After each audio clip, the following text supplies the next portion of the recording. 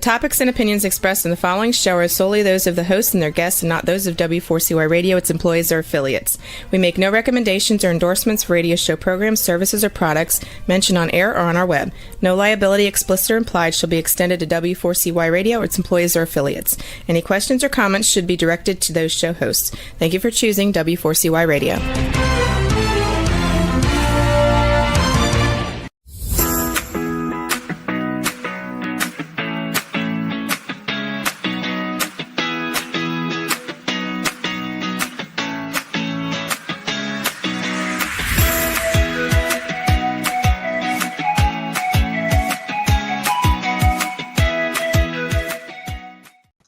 Hi, and welcome to Learning to Dance in the Rain, the show where we explore life's biggest challenges and the courage it takes to face them. And I'm your host, Shelby Wagner, and welcome. Today, I'm joined by Sara F. Hathaway, who is a survivalist, a podcaster, and the author of the gripping Changing Earth series.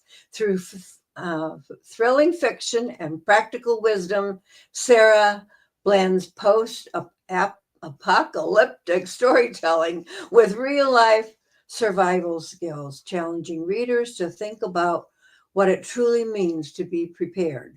Whether you're a fan of dystopian fiction, curious about self-reliance, or just love a strong female lead, you're in for a thought-provoking conversation. So let's dive in. Come on out, Sara. How are you today? I'm doing well. I'm happy to see you. I'm happy to see you too. You're in Texas, I hear?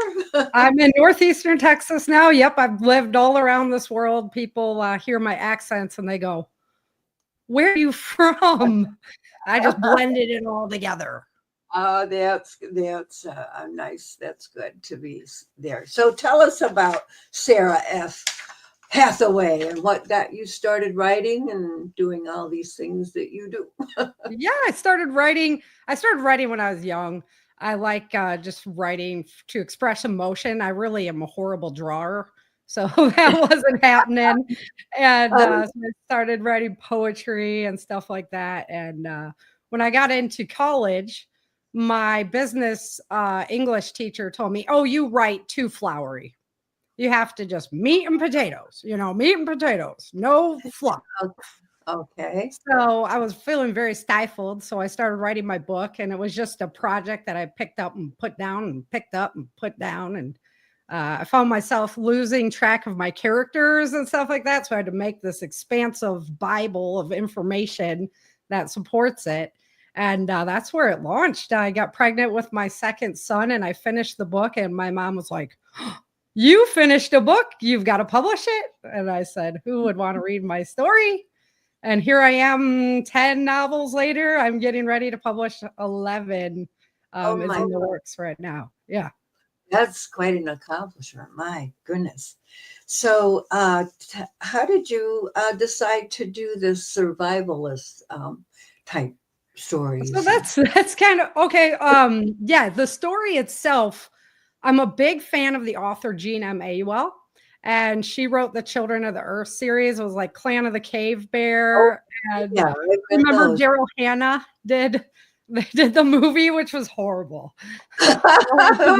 That I don't remember seeing that, but yeah, it was. Don't watch the movie, read the books. And I actually started on book 2, which I like even better than her first book. So I would recommend reading book 2 and then going back, because like you need the story of book 1, but you might not get as captivated.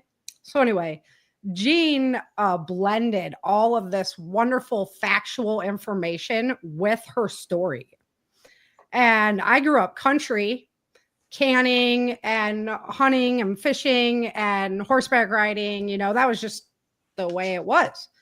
And I looked out at the world. I asked my girlfriends at the river one time, what would happen if power went out? And they were like, "Well, we wouldn't have our curling irons." And I was like, curling irons? Like, what about refrigeration and communication? And wow. Okay, so we're losing touch with our natural world. So I not only wanted to do it as a thought process of like, what ethical decisions as a Christian do I have to explore if we're faced with this type of reality? But also, it's an opportunity to teach people these skills through a story where it's much more engaging and entertaining. And if you're ever in the situation, you can look back and be like, oh, Erica did this. I could do that. Wow.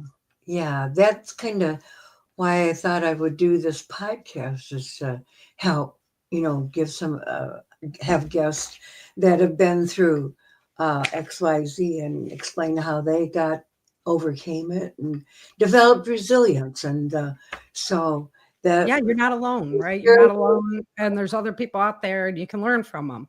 Right, right. So how do you separate your your reality from your fiction? My fiction takes up a big part of my life. It's just ongoing. I'm marketing the whole thing to Hollywood right now for a TV series, so it is very enthralling. My character is based roughly on me. So I do a lot of training and I do a lot of homesteading, and we have our chickens and our gardens, and my family is my everything. So it does bleed together a lot. Excuse me. And like I say, I really like to share the knowledge that I have with my country background. Everybody says, oh, well, you're a survivalist. Like, I didn't even know the meaning of that term till after I published my book, That was just my life. That was just my lifestyle, how I grew up, and just the reality that I lived in. And I was like, wow, that's so much different than the reality that a lot of other people are experiencing. So how do I separate the two? I don't know that I do. They kind of intertwine in my life a lot. And it's definitely my escape and my release from, life is just too much right now. I'm going to go escape to fiction land. I'm going to go work on the audio drama or write something new. And it's a really cool release for life to write. How do you manage to find time to write with your busy schedule and your family? Yes, ma'am. And I still work a 40-hour week. There's just not enough time of the day. I wish I had a clone. I could do so much more. But I just wake up swinging. I wake up. I'm still a little moist even from my morning workout, just out of the shower and whatnot, because you got to just find time to put it all in. My mom always told me, the more you do, the more you do, the more you do, the more you do, the more you do. Yeah, I thought when I retired, I would have a lot of time to do what I want to do. And I guess I do, but it feels like I'm working. Yeah, you fill it up. You fill it up. Right. And we're busier as a retiree than we were when we were working full time. Yes, ma'am. I just read a story. I need a retirement from retirement. So, during the day, like my relaxed time is working on my other projects. That's what I do for fun. So if you're not, really passionate about it and you're not super devoted and engaged to it, then, it's probably not for you, because you need to fill your time up it. And that's just what I do. You, did I read that you're an independent publisher? You publish your own books? Yes. How did you decide to do that? And So I started out with, I'm a researcher, right? So I'm a research. And it seems like I'm also pretty self-reliant, obviously. So with a traditional publisher, I would lose rights to a lot of my work. And then I would have somebody telling me what to do, how to do it. And I'm not really that kind of person that, is very hip on that. So I did start with a vanity publisher, Tate Publishing, just because I was new. I didn't know what to do. And honestly, they're out of business now. They slaughtered my book. I had somebody like, is English your first language? Because their editing was so horrible. Oh my. Yeah. So I had to take my book away from them. I had to have it completely re-edited. I learned how to graphic design. I learned how to put it together, and I just started studying on how to do that.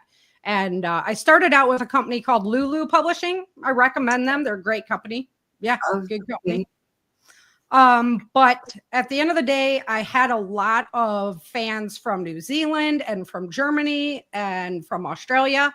And going with Amazon itself, Amazon can print your books in those countries so they can get the books to them at a reduced rate, right? I just couldn't get a hold of my product over there.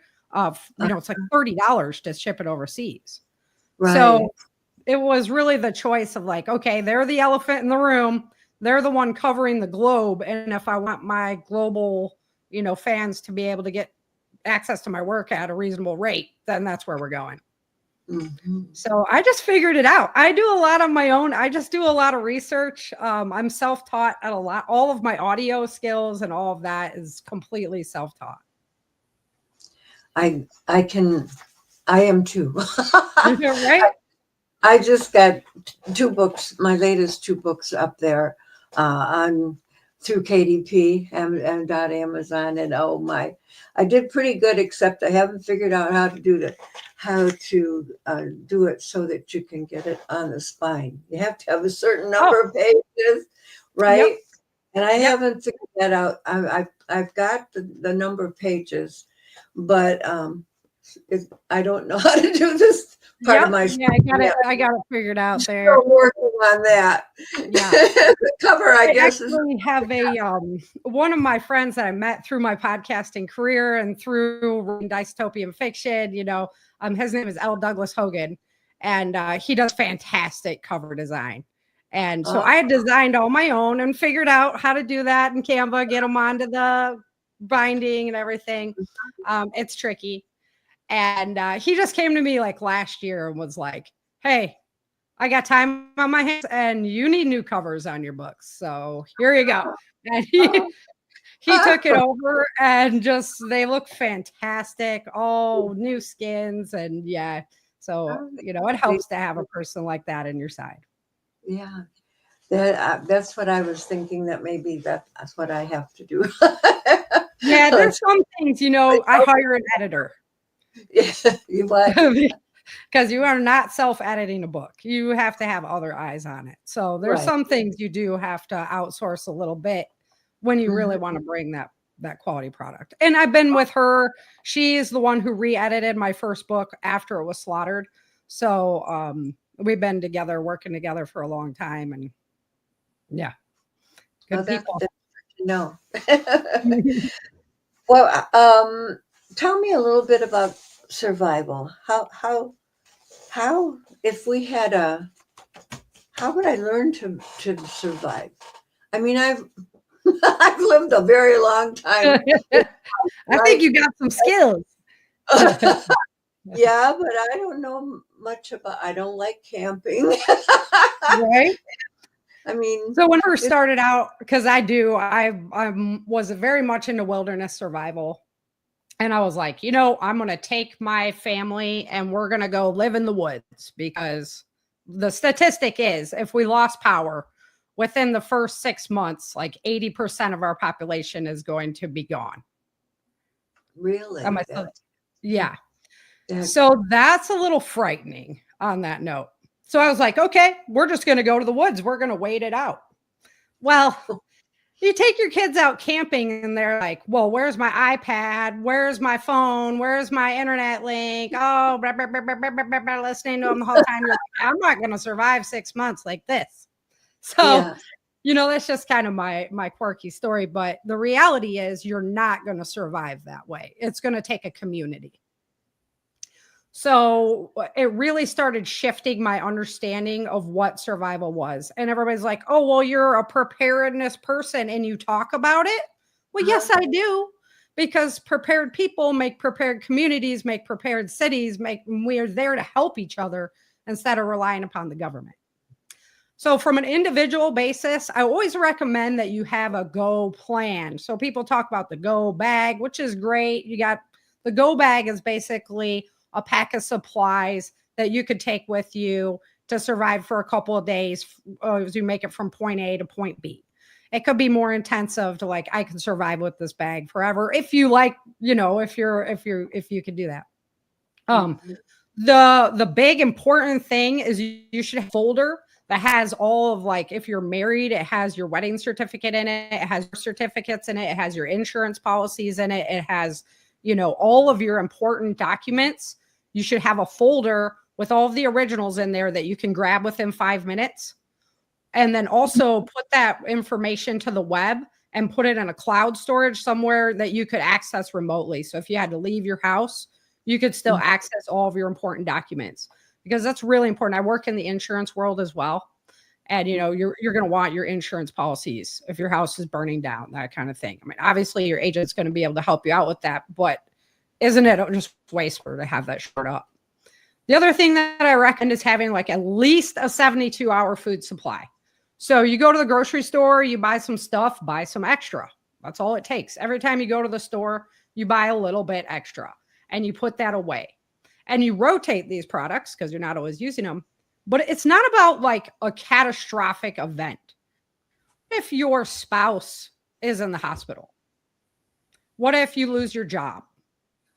That kind of thing. It can be that personal event for you so that you have those supplies and those resources to feed your family if you have a personal crisis.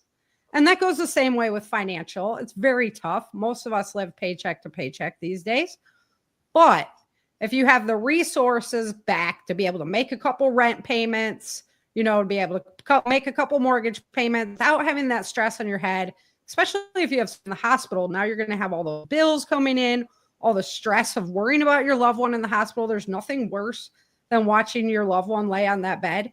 And then to have to like take on the roles of both people and provide everything for the family and think about, I can't miss work to be there with them because I have to pay the bills, because I have to buy food. It just gives you that little bit of security. Go, I'm going to be okay. I can miss a little work. I've set up financially for it. It gives you that rest assured, that little bit of peace of mind. It's the same thing as purchasing an insurance policy for your house. If your house were to burn down, you'd want it rebuilt. You want somebody there to financially help you. So it's baby steps to get started. And then you don't have to like buy all this gear. Everything's a product marketing game and stuff like that.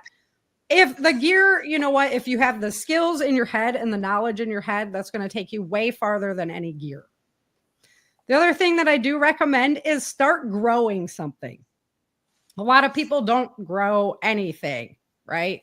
And if you were forced to have to put a seed in the ground and figure that out, it's not as easy as you think. It's not just, I'm going to put a seed in the ground, it's going to grow, I'm going to have food, and this is going to be great. You have bugs, and you have sun, and you have pests, and you have gophers, and you have all these things that can just come wrong and screw up your whole day. So the more that you start practicing with that now, if you had to rely on something that you're growing, you'd be better off at least have some kind of knowledge how to do that. Yeah, my significant other keeps saying he's going to start a garden. I recommend it. He's been wanting to do that for a while. We'll see. Says he's going to do it, but he's been saying that for a couple years now. You can do the raised beds, and that way you don't have to bend over. And also, the pots, just doing like container gardening is really fun. We in Texas, we grow a lot of our tomatoes that way, just because they don't grow the same as Michigan or California. So you just do some container gardening and just start small that way. I see. Well, I saw a sign as I was driving by this one town, and it said trees for sale. And so we stopped, and by golly, I ended up buying 10 trees. So, all right. They're seedlings. Okay, so then I have the problem of planting them. So yesterday I got 10 trees planted. Not yesterday, but the day before. Yeah. Are they fruit trees? No, there were 2 red buds and 2 dogwoods, and then there's wintergreen. Then there's shrubs and that kind of thing. But I had cleaned out this one side of my property in the city, and so I needed to get some good looking plants instead of the, See, I'm a messy. big fan of edible landscaping. Like if Yeah, you're going to buy it and you're going to plant it anyway, you might as well be able to eat it. that was a good idea. Yeah. Mhm. They had a tart cherry, but thought I wanted a sweet cherry, so we could eat them. Well, okay, but that was quite an experience in making sure they were 10 feet apart or 5 feet apart or whatever they were going to. It's hard to look at them, when they're little tiny seedlings and think this is going to be a big tree someday. Right? Yeah. Yeah, that's why I'm definitely, my mom and I are always in a battle over, she likes the pretty flowers, which bring the bees, which is good. But I was like, can we eat it? Can we eat it? Can we eat it? So, yeah. Well, what about, do you have a favorite of your 10 books? Ooh. I really I know they're all my babies. So of course, like the first one, Day After Disaster. The Walls of Freedom is a really cool book. It really challenged me to go to places where I hadn't gone before. I put a lot of wilderness survival into the front of it, which I loved, but then they re-enter like normal society. And so I had to paint the picture of what that really looks like now, what that structure is, and what the political structure is, and all of these details. So that one really challenged, like, okay, we go places we haven't gone before. And I love learning and I love being challenged. So I would say for that reason, I like that one.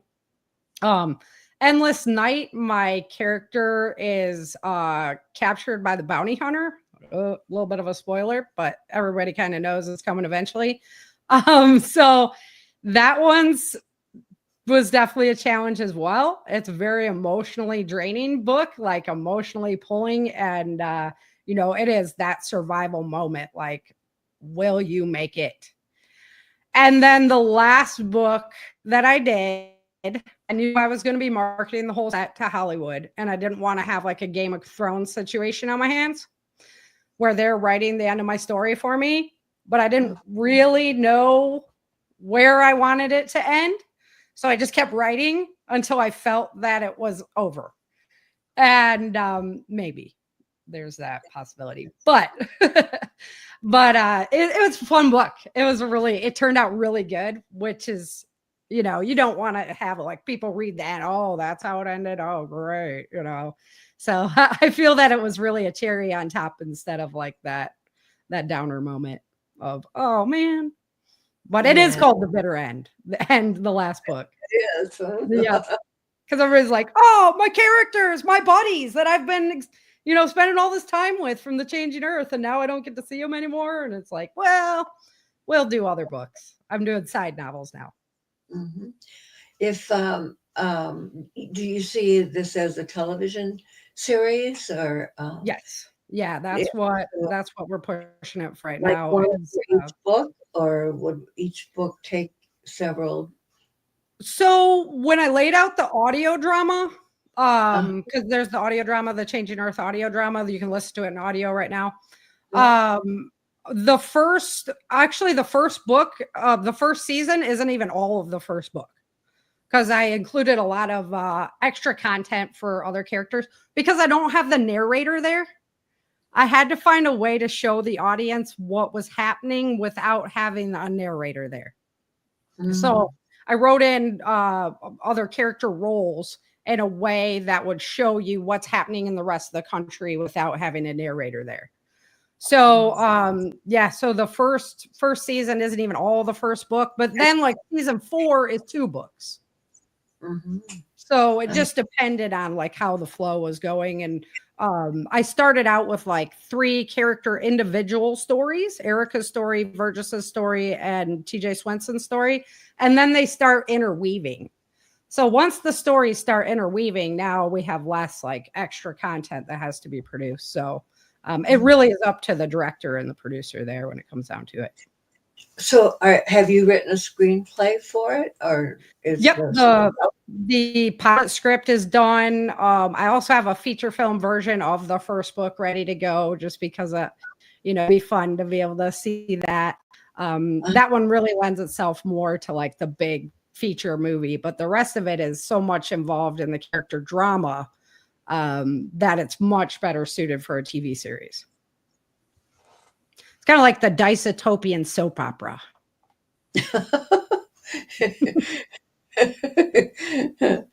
Okay, so let's see. We talked about preparing for the unexpected, and let me think here. One of my big missions that I do every year is I go out and I teach anti-kidnapping and anti-sexual assault classes and women's self-defense classes. It really gives me the opportunity to take my martial arts skills plus, all this knowledge for survival that I've learned, and I've been training martial arts for, over 25 years. And so that's one of my big pains as well. If I had the financial ability to just be able to travel and teach women in low income areas, because they're the most vulnerable, those skills would be the biggest blessing from the Lord that I could possibly do. So that's one of my big drives, is to be able to, get the TV series going so that I have the financial capability of doing that. Because I don't want to charge people. I don't think that anybody should be charged to learn how to not become a victim, So that's what is next for Sara.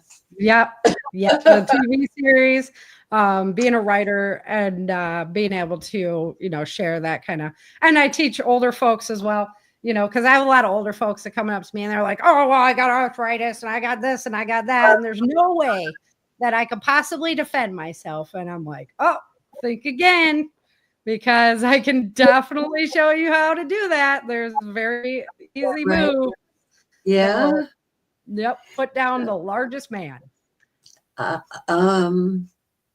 Yeah, my mother and I, back in, I would say early 70s, they had a Taekwondo class at the Avondale High School. And she went with me. We went together. And we learned a few techniques, but I don't remember them. Right. To be honest with them, but that would be really good. Yep. You coming back to Michigan to teach us how to take care of it. I hope so. That's my game plan. Yeah. Yeah, I hope that works out for you too. Do you have any advice for an aspiring writer as to where they might start? Begin. So my first piece of advice is kind of a warning. There's a lot of sharks in the water. There's a lot of people out there ready to take advantage of your hopes and your dreams, which is really sickening to me. But they are all over the place. They're crafty. They are slick. And so what I've always found, feel really good because you're Yep. been there on that. Yeah, I'm going to make all your dreams come true, So what I've always found in life, in any aspect of my life, is whenever I'm feeling stagnant, it's always good to have a mentor, somebody you can trust. And somebody who's already kind of been down that road, can help you walk around, can help you just look at things from a different point of view, right? So I would find a mentor, a good one. But as far as just writing a book, everybody's like, I want to write a book, but I don't know where to begin. Well, begin. That's where you begin, is you actually start writing the book. And then you just go. Everybody's like, well, do you outline it first? You come up with the end first? You just go. You just write the story how you feel. Put yourself there for a minute and walk through those steps and just keep writing the book and writing the book. And it will create itself. It will literally come to life, you'll be like, oh yeah, that's definitely the next part. Or talk to your buddy about it. I talk with my family. They're, my eldest son, Fletcher, he's helped me write my book so much, because whenever you have that moment of, oh, where am I going? We talk through it and it's like, oh yeah, that's a great idea. We'll go there. So just write stuff. And then I call it polishing the turd.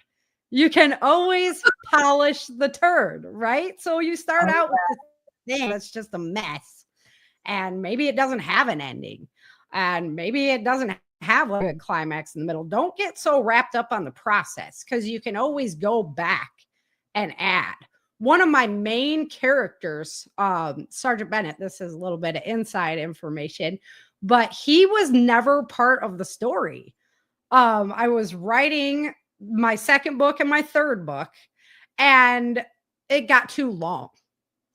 And I was like, wow, this would make 2 books really well.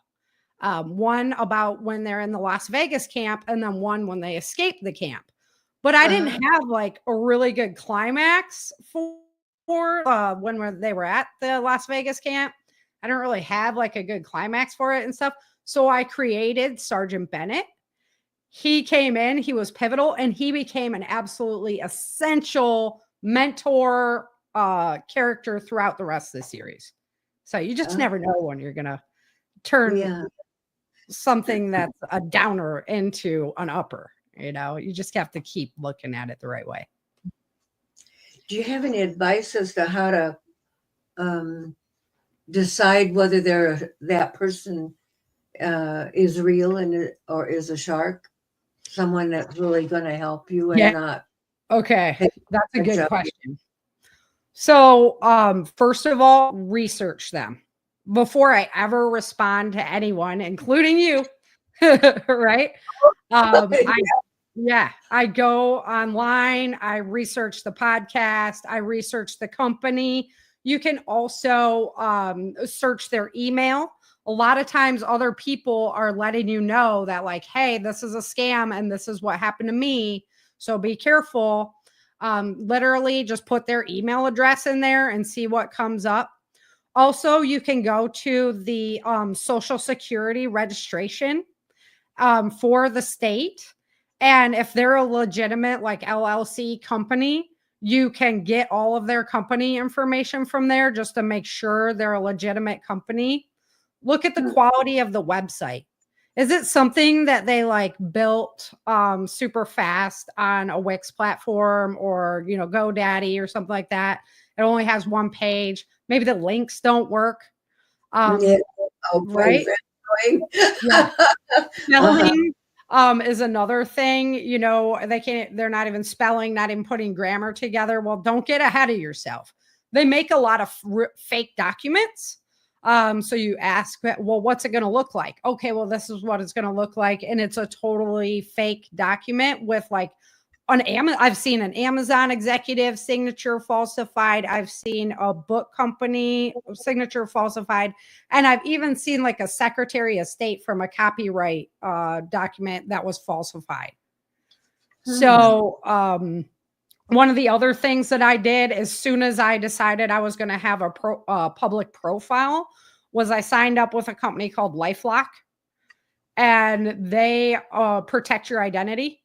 So basically you can be as public as you want. But if something happens, they're there to protect you financially. And I did have something happen like that. And they were there to protect me financially. So I absolutely stand behind them. So how do you spell that? LifeLock is like life. Yeah. Oh, okay. Just Life Unlock. Yeah. Okay. Yeah. LifeLock. And that's definitely one of the things I did once I had, a public profile. The other thing that I do on like a survival note, because kidnappers, scammers, whatnot, they can use your voice now with AI. Oh, yeah. So they could call my mom and be like, hey, we have your daughter and I want you to pay a certain amount of money. And they can make my voice, because it's all over the place. I've been on podcasts. I have my own podcast, and my voice is all over the internet. Right. So we have a code word in our family. And if that person calling says they have me and they don't have my code word, my mom knows this is not legit, right? Kind of help her brace herself against that, since we've, we started hearing about those stories. And I was like, oh my goodness, my name, my voice is all over the place. And with AI, it sounds exactly the same. You would never know it. But there's no way if the AI would know our code word. Mm-hmm. That's all very good advice. Yes. Yeah, it's been a wild world. And like I say, I got pulled out of the fire by a couple of mentors that were like, hey, let's slow down. Let's check this out. Why don't you put me on the phone with them? So get somebody else on the phone with you who's not so chasing a dream, right? You're chasing that dream and you want it so bad. And they're there to tell you just the right thing. But your mentor is like, well, I'm more here to protect you. So let me talk to them and see what the reality of this is. And that's why I say having somebody who's on your side like that. And there's good people. There's way more good people than there are bad people. So I don't want people to be disillusioned. There's great people that help you. I started out with a gal. Her name is Devora Lansky. And Devora was offering a free nonfiction class for, how to market your book.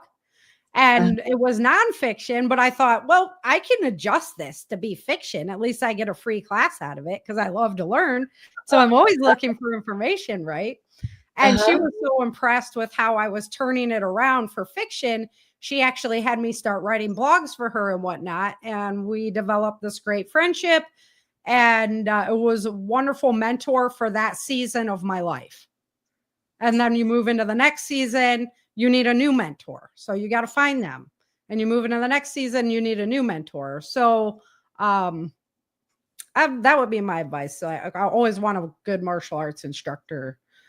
Even though I'm an instructor, right? I know a ton of stuff, but I still want that mentorship from somebody else because I'm not done learning. If you're done learning, you might as well go on the ground. Right. And you don't feel so alone there. Right. Yeah. You're not, it's just not you against the world. Because trust me, a lot of this is all me. 100%. Yeah. Do you have any of the anti-kidnapping strategies that you might share with my audience? Yeah. So I do have my slides. I need to do an actual record of my seminar.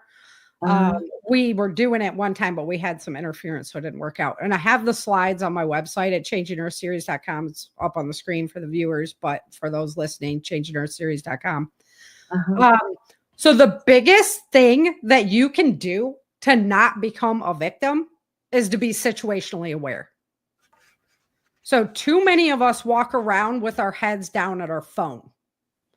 And the last real problem today, that's right. Yeah. And back in the day, we had something called an answering machine, right? We came home and we checked the answering machine. We didn't worry about, somebody texted me. I have to text them back right away. Or I have to answer the phone because they're calling. No, you don't. I never answer my phone ever, unless it's like my mom, right? Or my son. I just don't answer my phone because I can always call them back. So we need to have a little bit of relaxation with the cell phone and be like, guess what? Your cell phone has an answering machine built in. And parking lots are one of the most dangerous places to be in. This is predator heaven. And you walk out of the store with your face in your cell phone, straight to your car, never even look up, you are a victim. Because the last thing a predator wants is for you to see them, for you to make eye contact with them, right? So if you walk with your head up and you're looking around at what's going on around you, I play games with my sons. We count all the blue cars. We count how many employees are in the store. How many people with red shirts do we see when we walk outside? It's just my way of getting them to focus out. Because that is the number one thing that's going to keep you from being a victim. You don't have to be physical if you're self-aware. Also, beyond that, I always carry, so your key is going to work, but I have a window breaker on my keychain, and I carry that in my hand. So if somebody's going to approach me in the wrong way, I have a weapon in my hand already. I also carry a fixed blade, and I also conceal carry. But lots of women are like, I don't feel comfortable doing that. I don't want to walk around. Okay, cool. So the window breaker is a great tool, but also they make a product called an astronaut pen. And this pen is metal. It'll write anywhere, but it's metal and it's a pen. So you can literally just carry your astronaut pen, and it makes a great gouger. And the reason why I say I could train anybody is because who can't gouge somebody in the eye with a pen? I know it sounds bad, but whatever they're willing to do to you is way worse than that. So, you got to be prepared. That's number 3. Number 3 is your mental attitude. People will always choose the path of least resistance. If you present a sidewalk, they're going to walk down the sidewalk, right? So they're going to always choose the path of least resistance. So if you walk with your head up, you've got attitude that nobody's going to make a victim out of me today. And you're walking by, and then little Mousy comes walking by with her head down and her cell phone, shuffling along, looking intimidated. Guess who they're going to choose? They're going to choose Mousy Girl. I'm sorry, but you got to put your head up. You got to put your chest out. You got to walk with pride and know that you're going to be okay. Know that you are going to fight, claw, strangle, wrangle, gouge, whatever it takes to keep yourself safe, because just that mental attitude, they're going to choose somebody else. They're going to be like, nope, I see that going on there. Like, I've had 400-pound guys at the gym. I come in and I'm like, hey, I learned a new technique today at martial arts. Like, go ahead and strangle me. And they're like, I'm not with you. And I'm literally 5 foot nothing, 100 and nothing. They're like, I ain't touching that, right? Mental attitude. And that's one of my most rewarding stories. I have a little old lady that comes to my seminars in North Carolina. She's the best. And her husband had knee surgery. They get aggressed by this guy coming out of the store. She's already at the car. Her husband's getting messed with.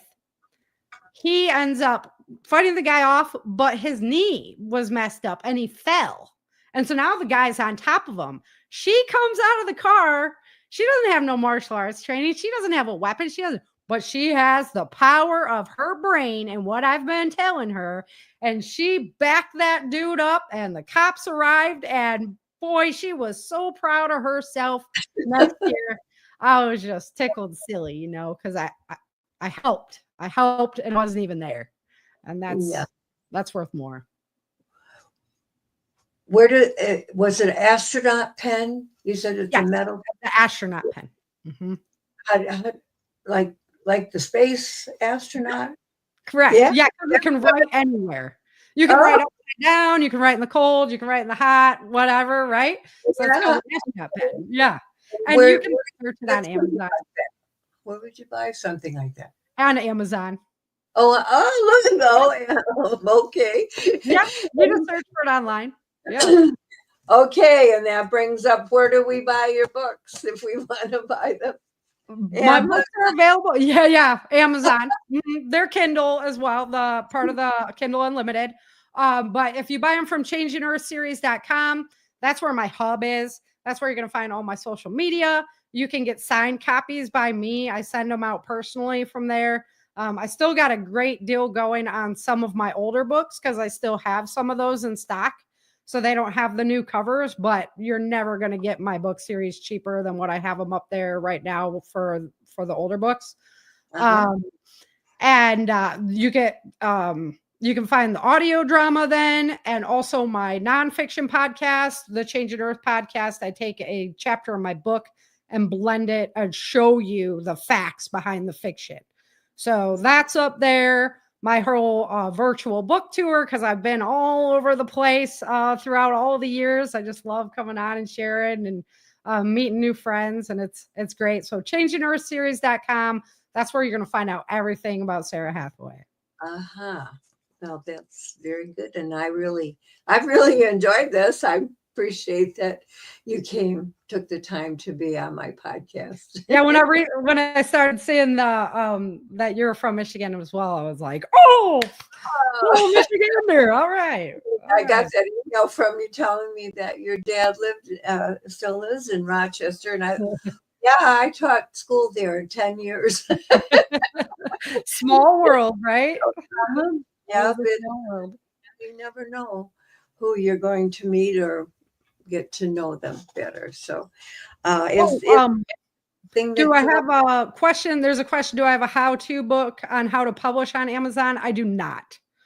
However, I'm extremely available. If you want to go over to my website and contact me, I don't ever shy away from helping other people achieve their dreams as well. So I'm more than available, and you can pick my brain. And I might have to do that. I've got a few other projects ahead because I have my new nonfiction or my new fiction book coming out. Then I want to do a couple of nonfiction books for survival information. But that is a great tip there. We do have another comment there. Where are the audiobooks found? Audiobooks are Amazon exclusives. So if you want to just listen, I actually read my own audiobooks. So if you want to listen to the book, that is an Amazon exclusive. If you want to listen to the audio drama, though, you have your favorite podcast platform going to be there. I have the first season on YouTube. And the other ones are on Rumble. And you just look for Changing Earth series. Everything Changing Earth is going to come up. I have a little orange emblem. That's Earth. Oh, are you a coach? Kate asks. For author information or for self-defense would be my question. And yes to both. Yeah, I kind of help people out through both scenarios. So like I say, once again, I'm really approachable. I know what it's, I'm there, right? I'm in the same boat. So I love helping people. It's worth more than any kind of money to me. So they can call you directly, or your number is on your website, and my number is if they contact via email, that's the best way to do it. My email address is also there. You can just go to contact Sara. Like I said, I don't answer my phone because I get I get so many calls from book publisher, blah blah blah, blah blah blah blah blah, marketing and all of this. So so I don't answer my phone. So if you want to contact me, email is definitely the best way. I wouldn't even know how much to charge to help somebody to get published. We just talk through that. It depends on what the workload would be for me. Very good. Guess we're about out of time, and I'm going to thank you again for being here with me today, and let's keep in touch. Okay. Absolutely. Sounds good. And I thank you for being here with us, listening, and I hope you enjoyed it as much as I did. I'll see you next Tuesday at 12 noon Eastern time. And Sara, will you come back sometime? We'll have another talk. I absolutely would. Like I say, I'm going to say goodbye and say goodbye too, and we'll see you next time. Thank you very much.